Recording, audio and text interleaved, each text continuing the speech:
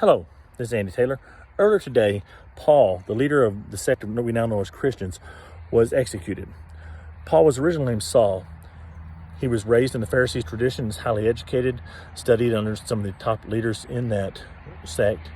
He was actively persecuted Christians under the name Saul, and he was actually present at some of the executions that took place from the Jewish leaders.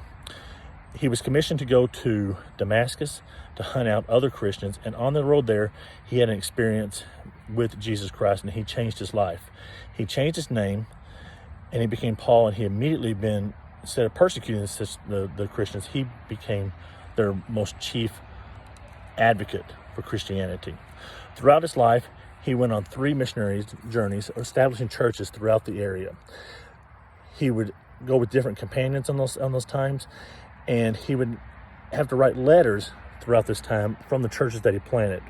Some letters were instructions, some were dealing with certain heresies that had come up, and a lot were dealing with encouragement. Throughout this time, the original Jewish sect's leader were trying to find ways to put him to death. And several times he was arrested and beaten. Finally, there was kind of a period where he got trapped, and he appealed to Rome, since he was a Roman citizen, to be tried by Rome. He was sent to Rome, where he was placed in jail. And while he was in jail, he continued to write to the churches that he had planted and encouraged them to continue in the way. Because of his experience with Jesus, he felt it important that no matter what persecution comes along, that they continue in following Jesus.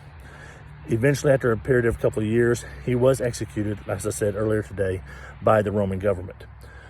One thing that should be known about Paul is, and his lasting effect, is that outside of Jesus, there's probably no one else who has shaped the world more than Paul has. His writings have determined the doctrines of the church. For most of the doctrines of the church, it's led to schisms in the church. It's led to amazing revelations in the church, and it's led to amazing community in the church.